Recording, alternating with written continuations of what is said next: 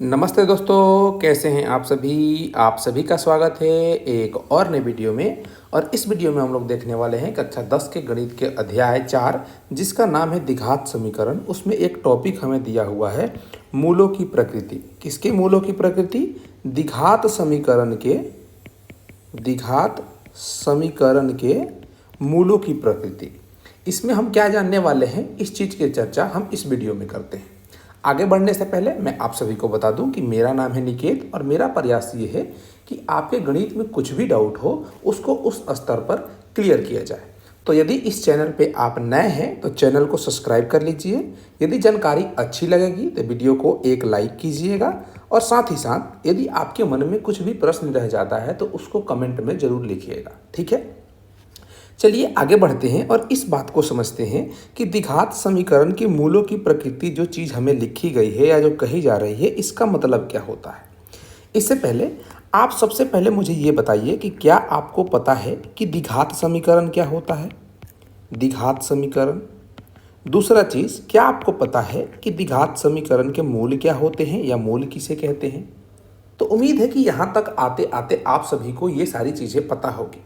कुछ बच्चे ऐसे भी हो सकते हैं जिनको ना पता हो या उनको थोड़ा थोड़ा पता हो या वो भूल गए हों, तो उनके लिए मैं बता दूं कि द्विघात समीकरण क्या होता है। एक ऐसा समीकरण या कह लीजिए कोई भी समीकरण जिसको यदि हम ax² plus bx plus c बराबर 0 के रूप में यदि व्यक्त कर देते हैं या ये उस रूप का होता है तो उसे हम द्विघात समीकरण कहते हैं। यहाँ पे शर्त ये होता है कि ये जो a है, b है, c है, ये क्या होने चाहिए? वास्तविक संख्या होने चाहिए, वास्तविक संख्या। और यहाँ पे जो ये a है कभी भी शून्य के बराबर नहीं होगा। शून्य भी एक वास्तविक संख्या है लेकिन a शून्य के बराबर नहीं होगा। शून्य के अलावा कोई भी वास्तविक संख्या a के जगह पे हो सकता है। तो इस रूप के समीकरण को हम क्या कहते हैं? चर x में एक द्विघात समीकरण कहते हैं, ठीक है। अब हम बात करते हैं इसके मूल की। मूल क्या होता है? इस द्विघात समीकरण में जो चर दिया हुआ है x का कोई भी एक ऐसा मान जो इस समीकरण को संतुष्ट कर दे। संतुष्ट करने से मतलब कि यदि इस समीकरण में x का हम मान रखेंगे इस साइड LHS में, तो वो RHS यानी कि वो शून्य के बराबर आ जाए, उसका हम क्या कहते हैं? मूल कहते हैं। मूल को हम शून्य के नाम से भी जानते हैं या उसका हल भी कहते हैं, ठीक है। हम मान लेते हैं इस स्थिति में कि x बराबर p एक द्विघात समीकरण का क्या है? इसका एक मूल है। तो इसका मतलब ये होगा कि इसमें यदि हम रखेंगे कि इसमें इस समीकरण में x बराबर p, तो a p² plus b p plus c बराबर हमें क्या प्राप्त होगा? शून्य प्राप्त होगा। और RHS में भी क्या दिया हुआ है? शून्य दिया हुआ है। तो हम क्या कहेंगे कि x बराबर p इस द्विघात समीकरण का क्या है? एक मूल है। अब ये p क्या होना चाहिए, इसी की चर्चा करेंगे और इसकी प्रकृति जानेंगे कि ये क्या कहता है। ये जो हमें टॉपिक दिया गया है द्विघात समीकरण के मूलों की प्रकृति, इस p के ऊपर ही निर्भर करती है, यानी इस p की ही हमें चर्चा करनी है। जैसे कि ये जो p है, p क्या है? एक द्विघात समीकरण का क्या है? मूल है। किस द्विघात समीकरण का? ax² plus bx plus c बराबर 0 का ये मूल है। ये जो p है ये वास्तविक होगा कि वास्तविक नहीं होगा, इसी बात की हमें चर्चा करनी है इस टॉपिक के अंदर, इस प्रकृति के अंदर कि मूलों की प्रकृति क्या होगी। जो मूल होगा क्या वो वास्तविक होगा कि नहीं होगा, इसकी ही हमें चर्चा करनी है। चलिए इसको हम उदाहरण से समझते हैं। जैसे कि एक हम उदाहरण ले लेते हैं द्विघात समीकरण का। जैसा कि यदि मैं आपको बताऊं, जैसे हम लोगों ने एक्सरसाइज प्रश्नावली 4.2 किया था। 4.2 में हम लोगों ने एक नंबर एक प्रश्न किया था। प्रश्न क्या था, अगर ध्यान हो तो मैं अगर हिंट ले लूँ तो चलिए मैं देख लेता हूँ किताब से। ये था x² माइनस का 3x माइनस का 10 बराबर का 0। इसका शून्यक हम लोगों ने क्या निकाला था? x बराबर 1 5 निकाला था और x बराबर 1 हमने माइनस का 2 निकाला था। x के दो ऐसे मान हैं जो इस समीकरण को संतुष्ट करेंगे। अब आप मुझे ये बताइए कि x बराबर 5 एक वास्तविक संख्या है कि नहीं है और x बराबर माइनस का 2 एक वास्तविक संख्या है कि नहीं है। मैं बस इतना ही प्रश्न पूछ रहा हूँ आपको समझाने के लिए कि ये वास्तविक संख्या है कि नहीं है। तो इन दोनों स्थितियों में x बराबर जो 5 है और x बराबर माइनस का 2 है, ये क्या है? वास्तविक है। क्या ये दोनों आपस में बराबर हैं? नहीं है। यानी कि ये क्या है? अलग अलग हैं, या मैं कह दूँ कि ये भिन्न भिन्न है, भिन्न भिन्न या अलग अलग, या मैं कहूँ कि बराबर नहीं है या समान नहीं है। ठीक है, एक ही मतलब है इन सभी बातों का। हमने क्या कहा कि इस स्थिति में एग्जाम्पल नंबर 1 में जो ये मूल हैं ये वास्तविक हैं और अलग अलग हैं। ठीक है, अब एक दूसरा उदाहरण ले लेते हैं, इसी प्रश्नावली का उदाहरण लेते हैं। क्वेश्चन नंबर 1 का प्रश्न नंबर 5 जो क्या है, 100x का घात 2 माइनस का 20x प्लस का 1 बराबर का 0 है। और इस स्थिति में x बराबर 1/10 क्या आया था, एक शून्य का आया था, और दूसरा शून्य x बराबर 1/10 ही आया था। इस स्थिति में हम लोगों ने जब गुणनखंड किया था तो क्या प्राप्त हुआ था, 10x माइनस का 1 होल घात 2 बराबर का 0 प्राप्त हुआ था। यहाँ दोनों गुणनखंडों से x बराबर 1/10 ही हमें मूल प्राप्त होगा। यहाँ पे जो मूल है x बराबर 1/10 और दूसरा भी x बराबर 1/10, ये दोनों वास्तविक हैं कि नहीं है। पहला प्रश्न, क्या ये वास्तविक हैं? हाँ, ये वास्तविक हैं, इसको वास्तविक लिख लेते हैं, वास्तविक हैं। और ये आप बताइए कि क्या ये दोनों अलग अलग हैं कि समान हैं? हम कह सकते हैं कि ये दोनों क्या हैं, आपस में बराबर हैं या समान हैं, एक ही मतलब हुआ। अब एक दूसरा उदाहरण लेते हैं। इस स्थिति में हम क्या करते हैं, एक दूसरा कोई उदाहरण ले लेते हैं। 3x का घात 2 माइनस का 2x प्लस का 8 बराबर का 0। अब यहाँ पे क्या करते हैं कि इस स्थिति का हम लोग शून्य ज्ञात करते हैं। शून्य ज्ञात करने के लिए हम क्या कर सकते हैं, इसको गुणनखंड विधि से ज्ञात कर सकते हैं, या डायरेक्ट हम क्या कर सकते हैं कि सूत्र भी लगा के इसका शून्य ज्ञात कर सकते हैं। ठीक है, हम गुणनखंड पे नहीं जाते हैं, डायरेक्ट सूत्र से इसका शून्य ज्ञात करने का हम प्रयास करते हैं। सूत्र क्या होता है, x बराबर माइनस का b plus minus under root b² minus का 4ac बट्टे का 2, ये सूत्र होता है। यहाँ पे हम क्या करेंगे, a बराबर 3, b बराबर माइनस का 2 और c बराबर क्या रखेंगे, 8 रखेंगे। रखते हैं मान में, x का मान हमें क्या प्राप्त होगा, माइनस का, और b क्या है, माइनस का 2 है, plus minus under root b² यानी माइनस का 2 का घात 2 माइनस का 4 गुणे a का मान क्या है, a का मान है 3 तो हम 3 लिख सकते हैं, गुणे c का मान क्या है 8 है तो 8 लिख सकते हैं, वो भी अंडर रूट में, और नीचे बट्टे में 2a यानी कि 2 गुणे 3 लिख सकते हैं। इसको सरल करेंगे तो माइनस माइनस प्लस का 2 plus minus under root minus 2 का स्क्वायर होगा, ये 4 हो जाएगा, और माइनस का चिन्ह 4 तिहाई 12 और 12 बटे 96 हो जाएगा ये। ठीक है, बट्टा 2 तिहाई 6 हो जाएगा। इसको और सरल करते हैं तो हमें x का क्या मान प्राप्त होगा, यहाँ से 2 प्लस माइनस अंडर रूट का 96 में से 4 घटाएंगे, माइनस का 92 बचेगा, बट्टे का हो जाएगा 6। अब यहाँ पे देखिए, यहाँ पे कुछ चीज़ हम नोटिस कर रहे हैं कि ये जो रूट में माइनस का 92 आ रहा है, क्या इसको और सरल किया जा सकता है?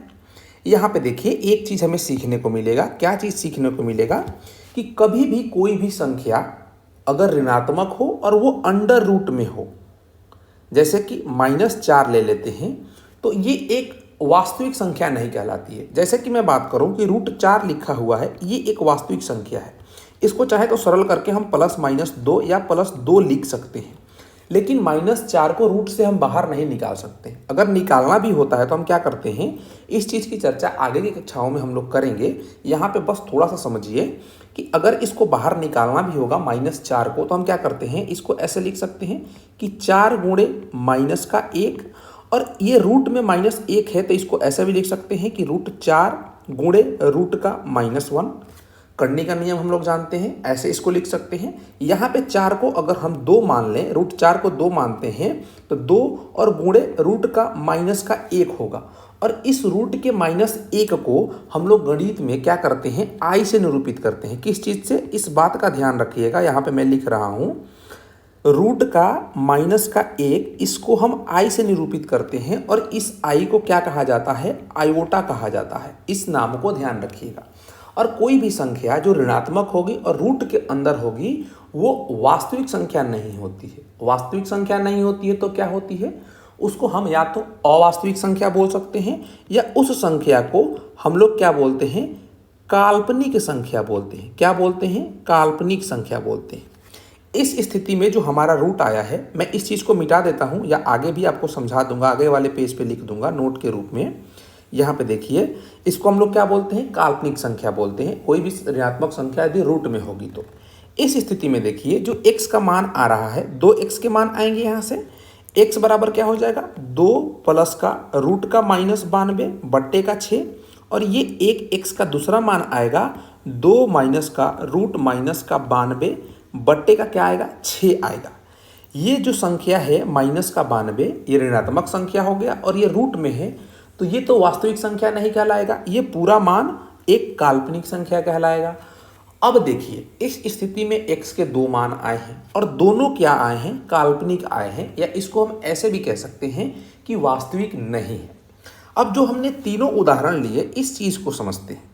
पहला उदाहरण देखते हैं। पहले उदाहरण में x के 2 मान आए, दोनों क्या हैं, वास्तविक हैं और भिन्न भिन्न यानी कि अलग अलग हैं। दूसरे स्थिति में हमने ऐसा देखा कि x का जो मान आया है, 2 मान आए हैं, दोनों बराबर हैं आपस में और दोनों क्या हैं, वास्तविक मान हैं। एक तीसरी स्थिति हमने देखी, इस तीसरी स्थिति में x के 2 मान आए, दोनों मान जो आए हैं ये वास्तविक नहीं है और ये दोनों अलग अलग हैं, भिन्न भिन्न हैं और ये वास्तविक नहीं है, इसको हम काल्पनिक भी बोल सकते हैं। ठीक है, अब इन तीनों उदाहरणों से हम क्या समझें, तो निष्कर्ष निकालने से पहले एक चीज और समझिए। देखिए ये जो हमारा पहला उदाहरण हमने लिया है, इस रूप के अनेक उदाहरण हो सकते हैं जिसके 2 मूल होंगे, दोनों वास्तविक होंगे और अलग अलग होंगे। इसी प्रकार से इस प्रकार के भी सैकड़ों उदाहरण हो सकते हैं जिसके 2 मूल होंगे, दोनों बराबर होंगे और वास्तविक होंगे। इसी प्रकार से इस प्रकार के भी उदाहरण हो सकते हैं, कितने, अनेकों, जितने हो सकते हैं हम कह नहीं सकते, सैकड़ों हो सकते हैं, असंख्य हो सकते हैं, जिसके 2 मूल होंगे और दोनों वास्तविक संख्या नहीं होंगे, क्या होंगे, काल्पनिक होंगे और अलग अलग होंगे। अब हम निष्कर्ष पे आते हैं और इस चीज की चर्चा करते हैं कि ये 3 उदाहरण लेके हमने क्या समझ लिया और इससे हमारा क्या फायदा। आगे चलते हैं, यहां पे देखते हैं इसके निष्कर्ष की अगर हम बात करें।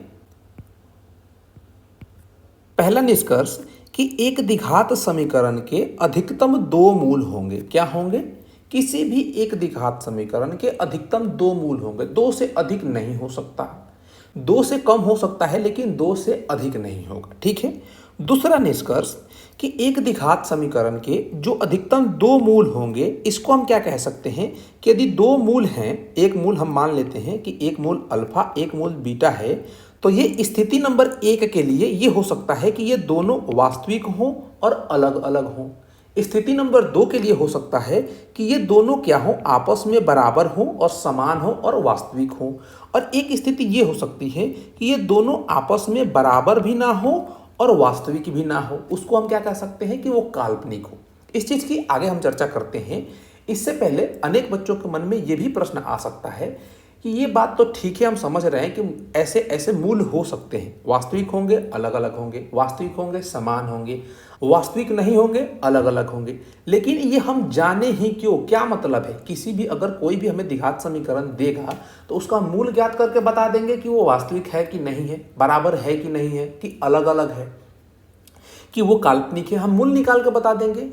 ठीक है, आप सही सोच रहे हैं कि आप मूल निकाल के बता देंगे, लेकिन अगर मैं आपसे कहूं कि यदि ये टॉपिक जो हम लोग अभी पढ़ रहे हैं कि एक द्विघात समीकरण के मूलों की प्रकृति, इसका पढ़ने का फायदा ये है, इसका जानने का फायदा ये है, यदि कोई भी व्यक्ति कोई भी द्विघात समीकरण का आपको प्रश्न देता है तो उसको हल करने से पहले आप ये जांच सकते हैं कि क्या इस द्विघात समीकरण के कितने मूल हैं, 2 मूल हैं कि 1 मूल है कि उसका काल्पनिक मूल है। जांचने के लिए हम क्या करेंगे, कैसे पता करेंगे कि किसी द्विघात समीकरण के 2 वास्तविक मूल और अलग अलग होंगे, 2 वास्तविक मूल और बराबर होंगे और 2 काल्पनिक मूल होंगे और अलग अलग होंगे, कैसे पता करेंगे। तो इसके लिए इस सूत्र को पकड़ते हैं और इसी प्रश्न पे समझते हैं। ये सूत्र हम लोगों ने लिखा, इस सूत्र में इस मूल को काल्पनिक बनाने वाला कौन सा खंड था। अगर हम ध्यान दें शुरू से तो यहाँ पे देखिए, ये जो संख्या रूट में लिखी हुई है यही इस पूरे संख्या को काल्पनिक बना रही है। तो क्यों ना हम इसकी चर्चा करें।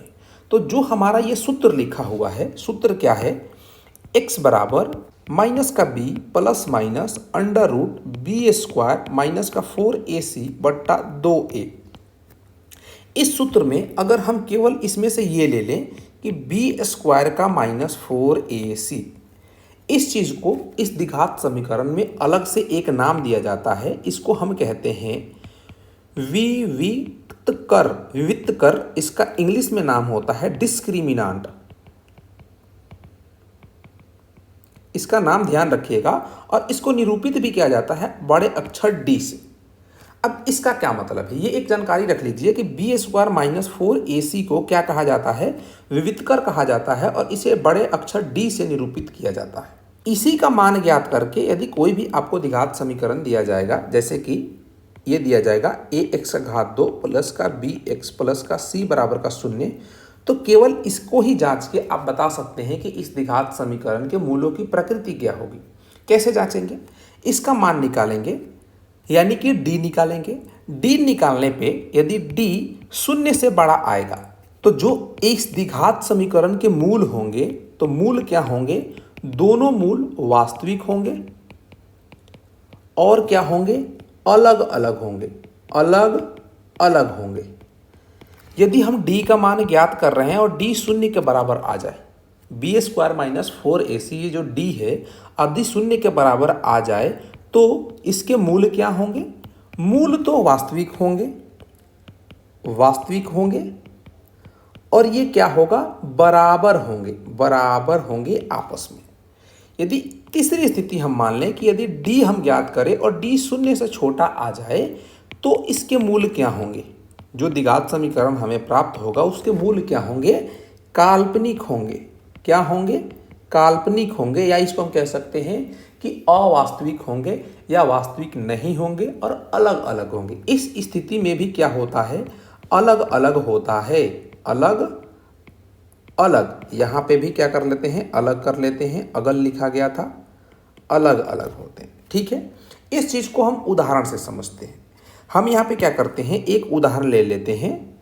यहाँ पे एक उदाहरण ले लेते हैं, उदाहरण नंबर 1, x का घात 2 माइनस का 6x माइनस का 9 बराबर का 0 ले लेते हैं और इस समीकरण का क्या करते हैं, हम मूल ज्ञात करते हैं। तो मूल ज्ञात करने से पहले हम क्या करते हैं, एक बार इसकी जांच कर लेते हैं कि इसके मूलों की प्रकृति क्या होगी। तो हम क्या ज्ञात करेंगे, d ज्ञात करेंगे। d क्या होता है, बी स्क्वायर माइनस का 4ac होता है। इसका क्या नाम होता है, विवितकर नाम होता है। ज्ञात करेंगे तो यहाँ पे b क्या है, माइनस का 6 है। माइनस का 6 का घात 2 माइनस का 4, a का क्या मान है, 1 मान है, तो गुणे 1 गुणे c का क्या मान है, माइनस का 9 मान है, तो ये हो जाएगा। अब यहाँ से हम ज्ञात कर रहे हैं तो माइनस 6 का स्क्वायर 36 हो जाएगा और माइनस माइनस प्लस 9 चौका 36 हो जाएगा। क्या आएगा, ये 72 आएगा। d का मान 72 आया है। क्या ये 0 से बड़ा है, हाँ बड़ा है। तो इस समीकरण के जो ये द्विघात समीकरण दिया हुआ है, इसके जो मूल होंगे वो वास्तविक होंगे, 2 होंगे और अलग अलग होंगे। हमने ये जांच कर लिया। आप किसी भी द्विघात समीकरण को लीजिए जो पीछे उदाहरण में दिए हुए हैं या प्रश्नावली में दिए हुए हैं, इस प्रकार से जांच कीजिए। बी स्क्वायर माइनस 4ac ज्ञात कीजिए। यदि वो 0 से बड़ा आएगा, जैसे कि हो सकता है ये 0 से बड़ा का क्या मतलब है कि वो 1 आ जाए, 2 आ जाए, 3 आ जाए, 4 आ जाए, ये इससे बड़ी संख्या कोई भी धनात्मक संख्या आ जाए उसे 0 से बड़ा कहेंगे। तो इस स्थिति में क्या होता है, जो मूल होते हैं वास्तविक और अलग अलग होते हैं, भिन्न होते हैं। इसी प्रकार से एक दूसरा उदाहरण ले लेते हैं। हम क्या करते हैं, इस स्थिति में हम उदाहरण ले लेते हैं। एग्जाम्पल नंबर 2, x का घात 2 प्लस का 6x प्लस का 9 बराबर का 0। केवल हमने क्या किया है, चिन्ह को बदला है। पिछला ही उदाहरण है, यहाँ पे माइनस था तो प्लस कर दिया है, यहाँ पे भी माइनस था प्लस कर दिया है। अब इस स्थिति में हम d को ज्ञात करते हैं। d क्या हो जाएगा, बी स्क्वायर माइनस का 4ac। इसका नाम क्या होता है, विवितकर होता है। यहाँ से हम ज्ञात करेंगे तो b क्या है, 6 है तो 6 का घात 2 माइनस का 4, a क्या है, 1 है तो गुणे 1 और c क्या है, 9 है तो 9 हो जाएगा। यहाँ पे क्या हो जाएगा, 36, 6 का घात 2 36 माइनस का 9 चौका 36 बराबर का ये हो जाएगा 0। यहाँ से d क्या प्राप्त हुआ, 0 के बराबर हुआ, यानी कि d 0 के बराबर है। तो इस स्थिति में हमने एक स्थिति लिखी है कि यदि d 0 के बराबर है तो जो मूल होंगे वास्तविक होंगे और बराबर होंगे। यानी कि अगर हम कहें कि x का एक मान आएगा अल्फा और x का एक और मान आएगा बीटा, तो अल्फा बराबर आपस में क्या होगा, बीटा के बराबर होगा। यानी कि इस स्थिति में जो दोनों मूल आएंगे वास्तविक होंगे और आपस में बराबर होंगे। एक तीसरे उदाहरण की भी हम बात कर लेते हैं, जो तीसरी स्थिति हमने मानी है। उदाहरण नंबर हम 3 ले लेते हैं। एक्स स्क्वायर प्लस का 5x प्लस का 9 बराबर 0। पिछले प्रश्न में 6 की जगह हमने क्या कर दिया है, 5 कर दिया है। यहाँ से हम क्या ज्ञात करते हैं, d ज्ञात करते हैं। d क्या होता है, बी स्क्वायर माइनस का 4ac, इसको विविधकर बोलते हैं। यहाँ से b क्या है, 5 है, तो 5 का घात 2 माइनस का 4 गुणे a क्या है, 1 है, गुणे c क्या है, 9 है। इसको सरल करेंगे तो 25 माइनस का क्या प्राप्त होगा, 36। इसको सरल करेंगे तो माइनस का 11 प्राप्त होगा। यहाँ पे जो d आया है ये क्या है, माइनस का 11 है, यानी कि ये शून्य से छोटा है। तो इस स्थिति के लिए भी हमने एक स्थिति पढ़ा है कि यदि d शून्य से छोटा हो तो जो मूल हमें प्राप्त होंगे वो काल्पनिक प्राप्त होंगे और अलग अलग प्राप्त होंगे। या इस स्थिति को ऐसा भी कहा जाता है कि जो मूल प्राप्त होते हैं वो अवास्तविक होते हैं या केवल काल्पनिक होते हैं। ठीक है, इस प्रकार के जो हमने 3 उदाहरण लेके यहाँ पे समझे, उदाहरण नंबर 1, उदाहरण नंबर 2, उदाहरण नंबर 3, इसके अनेक उदाहरण हो सकते हैं जो आपको आगे मिलेंगे। तो उम्मीद है कि जो यहाँ पे हम लोग समझ रहे थे कि द्विघात समीकरण के मूलों की प्रकृति ये क्या होता है, इसका मतलब क्या होता है और ये किस प्रकार से हमारे लिए उपयोगी है, इस चीज़ को हम लोगों ने समझा। इसका पढ़ने का एक ही मकसद है कि किसी भी द्विघात समीकरण के मूल ज्ञात करने से पहले हम ये जांच कर लें कि उस द्विघात समीकरण के मूल वास्तविक होगा कि नहीं होगा। अगर वास्तविक होगा उसके 2 अलग अलग मूल होंगे कि दोनों मूल बराबर होंगे, या उसके मूल आएंगे वो काल्पनिक होंगे। बस इतना ही जांचना है ताकि आगे पता चले कि ऐसे प्रश्न आपको दे दिए जाए जो आपको हल करने में मुश्किल लगे और वाकई में मुश्किल हो, और आधा हल करके गए पता चला कि इसका कोई वास्तविक मूल ही नहीं है, तो फिर आपको दिक्कत हो जाएगी। इसलिए पहले ही जांच कर ले उसका, इसलिए ये स्थिति हमें दी जाती है। ठीक है, आशा करता हूँ कि जानकारी आपको अच्छी लगी होगी। अच्छी लगी होगी तो लाइक करेंगे, चैनल पर नए होंगे तो चैनल को सब्सक्राइब करेंगे, अपने दोस्तों के साथ भी शेयर करेंगे। चलिए फिर मिलते हैं अगले वीडियो में जिसमें हम प्रश्नावली 4.3 को हल करेंगे। तब तक के लिए पढ़ते रहिए, मजे करते रहिए। फिर मिलते हैं किसी अगले वीडियो में। जय हिंद।